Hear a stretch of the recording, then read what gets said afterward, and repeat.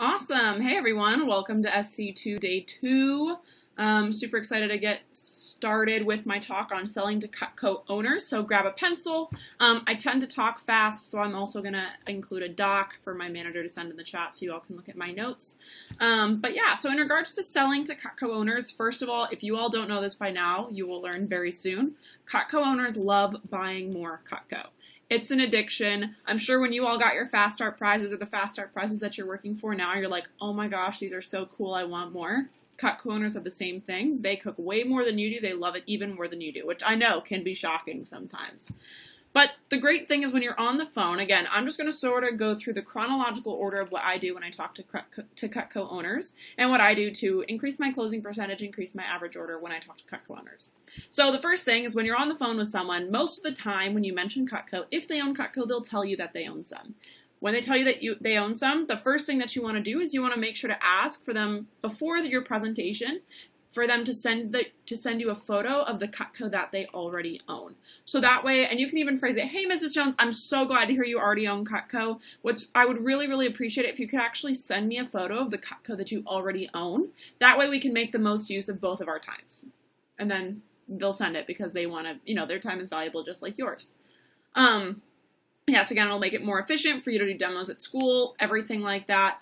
Then when you hop on the demo, build rapport like a boss, per usual. And then when you start to go into the presentation, if you don't know if they own Cutco or not, first off, ask, hey, Mr. and Mrs. Jones, before we get into the nitty-gritty of the presentation, have you ever heard of Cutco before? Do you know of Cutco? Do you own any? And they'll be like, oh my gosh, I own Cutco. Oh my gosh, that's awesome. And then when they own Cutco, I ask them about their Cutco story. And I ask them 4 questions. So first, Mr. and Mrs. Jones, how long have you owned your Cutco? Okay, awesome. And who did you get your Cutco from, or how did you get your Cutco? Okay, great. And what do you love about it? That's question 3. Then they rant about how great their knives are and everything, which you already know, but you just want them to remind themselves of it. And then number 4, Mr. and Mrs. Jones, if you could do it all over again, would you? And you do the little nod. Okay, awesome. Yeah, so then just to go into this, hey, Mrs. Jones, I know you've probably heard this before, but I just want to give you a highlight reel, a refresher, so you get all of the right info. So I'm going to go ahead and read from my manual. Is that okay? Then you go right into the script. Go through the demo, a couple questions that I ask before getting to the actual names and uses. When I'm at the top of the junk knife page, just ask what other knives they use at home.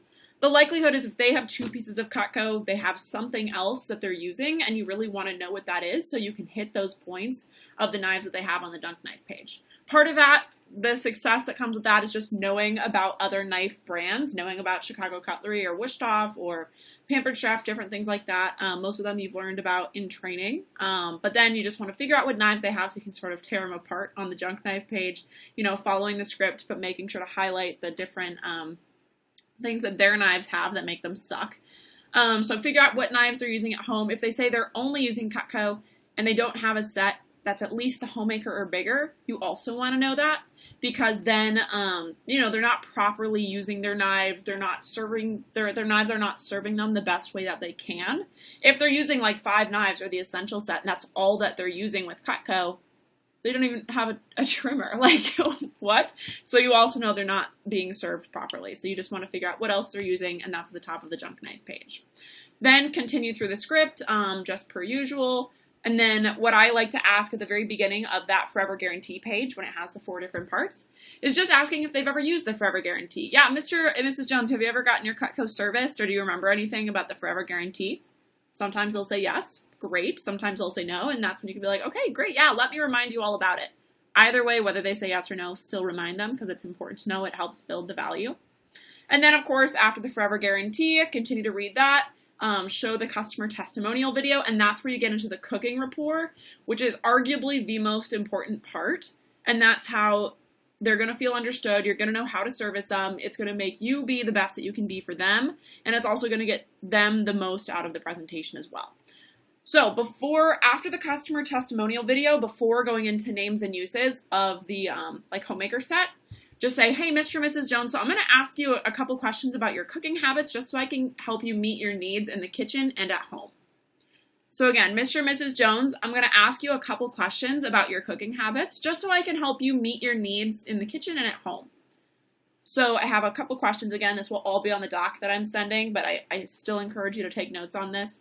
So the first thing, you want to figure out who the cook is and who you're talking to. Okay, great. So Mr. and Mrs. Jones, between you two, who does most of the cooking? Is there a chef and sous chef? Is it like a 50-50 split? 70-30, 99-1? Who does most of the cooking? You'll get a kick out of it. You'll figure out who. Okay, if say it's Mrs. Jones. Okay, great, Mrs. Jones. Do you like to cook, have to cook, or love to cook? Or again, yeah, so Mr. and Mrs. Jones, Mrs. Jones, since you're the cook, do you cook because you have to, you like to, or you love to? Okay, awesome. You should already know that from the first page, but just in case, figure that out.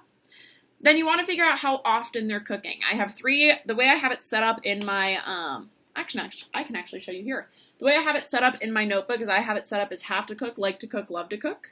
And then I ask them, do they cook or make food 1 to 3 times a week, 3 to 5 times a week, or 4 to 7 times a week? I circle whatever it is. If it's have to cook 1 to 3 times a week, I'm thinking perfect homemaker. If it's like to cook 3 to 5 times a week, I'm thinking Siggy. If it's love to cook 4 to 7 times a week, I'm thinking Ulti. So that just sort of helps me prep. So again, figure out how often they're making food. Figure out what vegetables they like to prepare. Okay, yeah, you know, Mr. and Mrs. Jones, typically what sort of vegetables do you like to have? Let them list it off.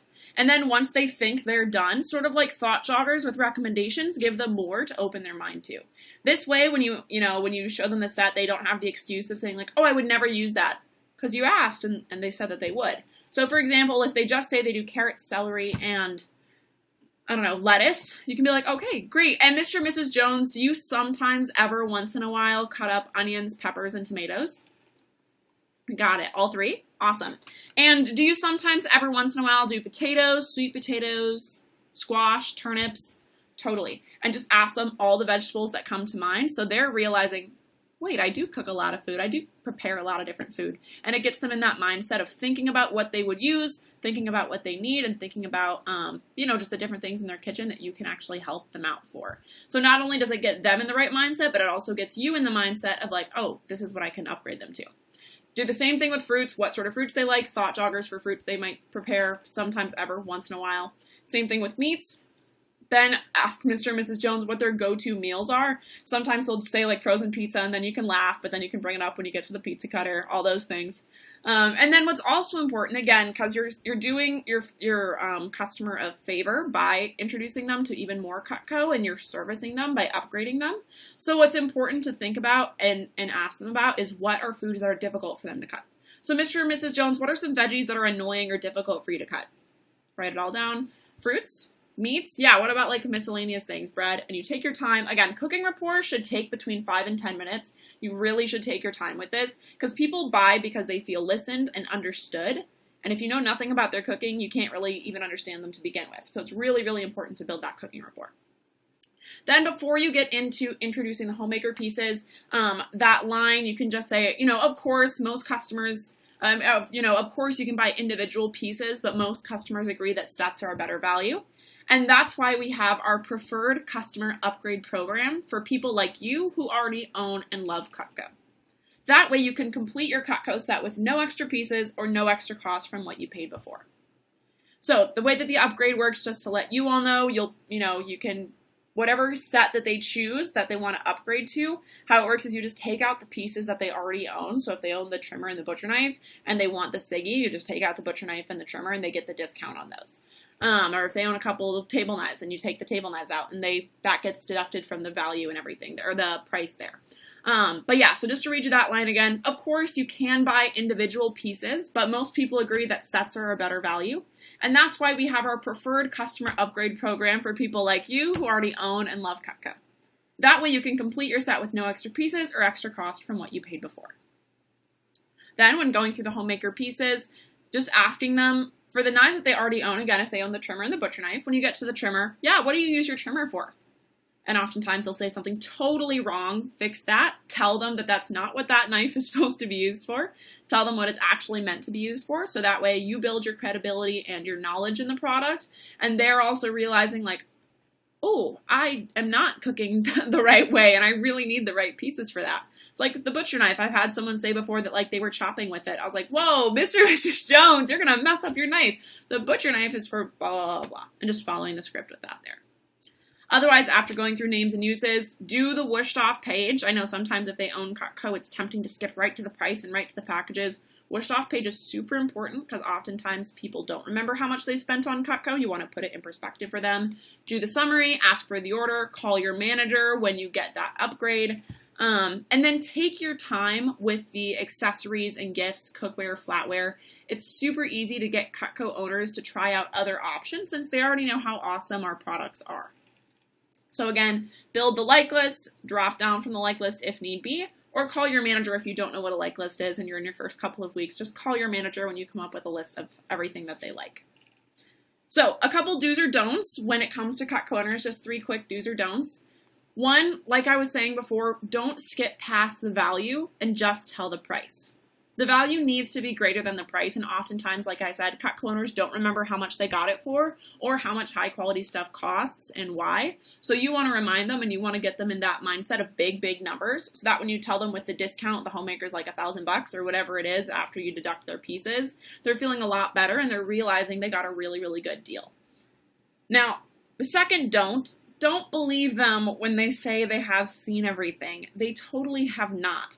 I was talking to my elementary school science teacher on Friday, and I actually called her to book the demo at the Thursday team meeting, and she told me she didn't want to do it because she already owned Cutco. And I was like, Miss McCafferty, totally not a problem. Like I mentioned, I get paid just to show the products. So you really don't have to buy anything. Plus, I think it would be a ton of fun to catch up. So if you're open to it, I have a slot at this time, or would this time be better? You know, we picked 11. We hop on. She's like, Lindley, she's like, I just bought a cheese knife from Costco like 2 weeks ago at like, you know, the Cutco stand. She's like, I'm really not buying anything. Love my Cutco, but I really don't need any. You know, I went through, did the whole demo. We built a long like list.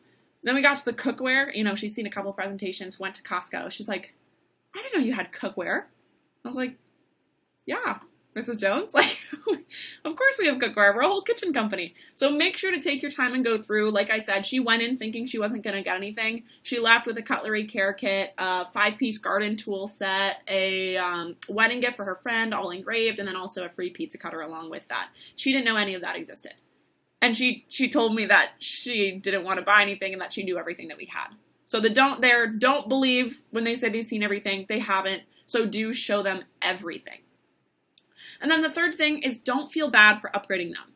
If you're on here, you know that Cutco is a fantastic product. It sounds like, you know, if you're on here spending your Saturday at a conference, that you want to get better and you want to service your customers best you can. If someone you're talking to only has a trimmer or has like a trimmer and a spatula spreader or even like a studio and you want to service them, the way that you service them and the way that you help them out in their kitchen is getting them a set that will actually cover all of their needs and all of their uses. So like that is at least a signature set for everyone. Vegetarians and vegans still need at least a signature set or a family set. And so just getting in that mindset of like a big part for me of being successful and you know, having fun on demos and really, you know, maximizing the experience for you and the customer is mindset. And the way to upgrade Cutco owners is to have the mindset this really is the best for them. It's something you're doing for them, not to them. I'm sure you've heard it a bajillion times, but I really want to hit that home. Cutco is a service. You are serving them something and helping connect them with something that is going to be in their kitchen for the rest of their life and their kids' lives, and it's going to improve their experience in the kitchen, their experience with cooking, their experience with their kids. They're going to have more, you know, dinners at the table and everything like that. So just, you know, feel great when you're upgrading them because Cutco is a service. Having 3 Cutco knives in their kitchen isn't doing them a service. They need and deserve better things, and better things in our company are sets. So remember, getting people a great deal on something that they need, even if they don't know that they need it, really, really is awesome. And that's something when it comes to Cutco owners, again, really easy to upgrade them to sets. They already love Cutco. You don't even have to convince them to love it. They can hold it. They can feel it. They can talk about their own experiences. So yeah, Cutco owners, fantastic people to talk to. They already love their Cutco. You also, if you're a new representative and you're like, man, like, oh, how great are these knives if you don't have your Fast Start prizes, You'll also build your own conviction in the product, hearing these people talk about their Cutco stories. I've met people who've had their Cutco since 1962, and they still love it, hadn't even gotten it serviced, and then I was like, man, like, I already know we have great stuff, but talking to Cutco owners reminds you how great it is, reminds them how great it is, and gets you both a really good deal in the end. Them an even better deal because they're all set in their kitchen forever. You just get a little bit of CPO and closer to a promo. But yeah, so get excited when you're recommended to Cutco owners. I always ask for Cutco owners when I'm doing thought joggers for recommendations just because they're super fun demos and they're always a really easy sale. And remember to plant the seed that you're their Cutco person, and when they want to upgrade it more in the future or want to give gifts in the future, you're the person they should reach out to. Or if you don't want them to reach out to you, I'll put my number in the chat and they can reach out to me. But otherwise, I will make sure to send that doc again in the chat. I hope this was a little bit helpful. I know I can get rambly, so I'm hoping the doc is super helpful for you all and organizes it in the right place. But otherwise, keep killing it with SC2. Thank you all for investing in yourselves, investing in the company and in your future here. And I'm excited to see this weekend pop after 3 p.m. and see how everyone does what they're selling. So have a lovely rest of your Saturday, and back to you, Kyle.